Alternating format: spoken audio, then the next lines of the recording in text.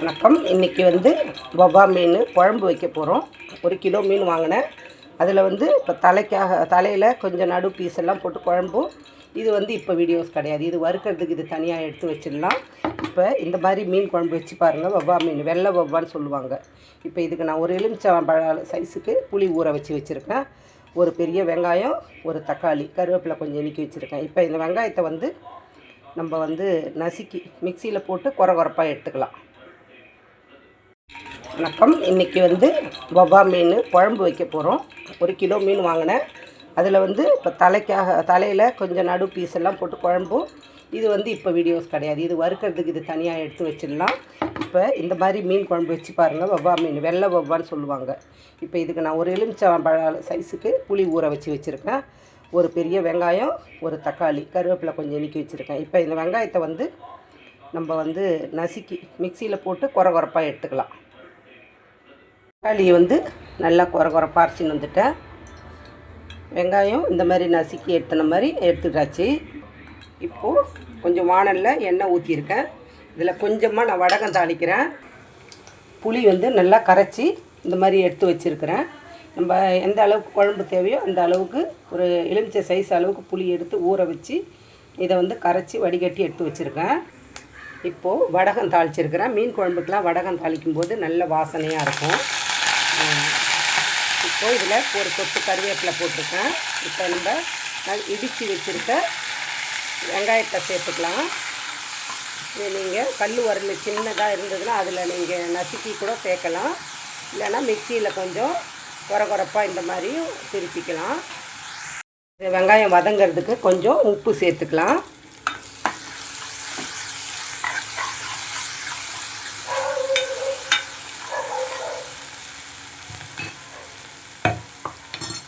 இப்போது இதில் நம்ம அந்த அரைச்ச தக்காளி விழுதை சேர்த்துக்கலாம்.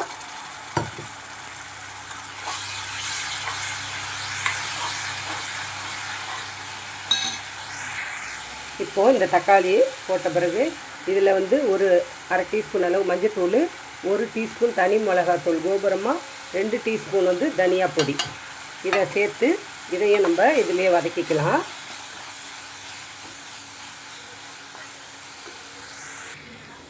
இப்போது இதில் அந்த மிளகாத்தூள், தனியாத்தூள், மஞ்சத்தூள் எல்லாம் போட்டு வதக்கியாச்சு.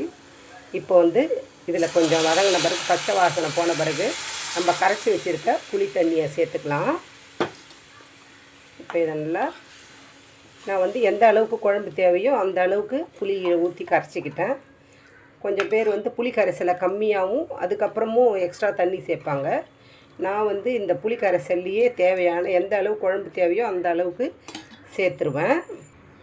இப்போது இந்த குழம்புக்கு தேவையான உப்பு சேர்த்துக்கலாம்.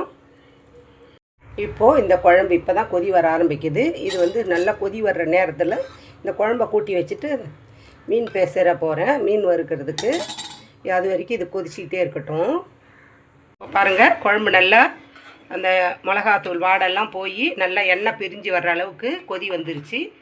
இப்போ நம்ம மீனை போட்டுடலாம்.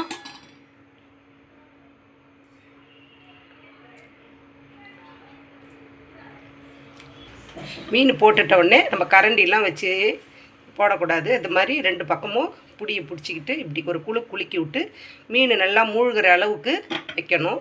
இப்போ இது ஒரு 5 நிமிஷம் கிட்ட கொதி வரட்டும். இப்போது மீன் போட்டு லேசாக கொதிக்க ஆரம்பிக்குது. இப்போது இந்த ஸ்டேஜில் ஒரு 5-6 பல் பூண்டு நசுக்கி இதில் சேர்த்துடலாம்.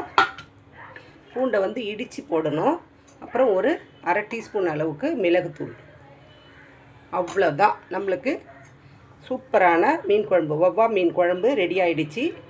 இது ஒரு 2 நிமிஷம் அவ்வளோதான். லைட்டாக கொதி வரும்போது இதை போட்டுடணும். பூண்டு நசுக்கி போட்டுட்டு மிளகுத்தூள் கொஞ்சம் ஆட் பண்ணிடணும். அவ்வளோதான், நம்மளுக்கு சூப்பரான வவ்வா மீன் குழம்பு ரெடி ஆகிடுச்சு.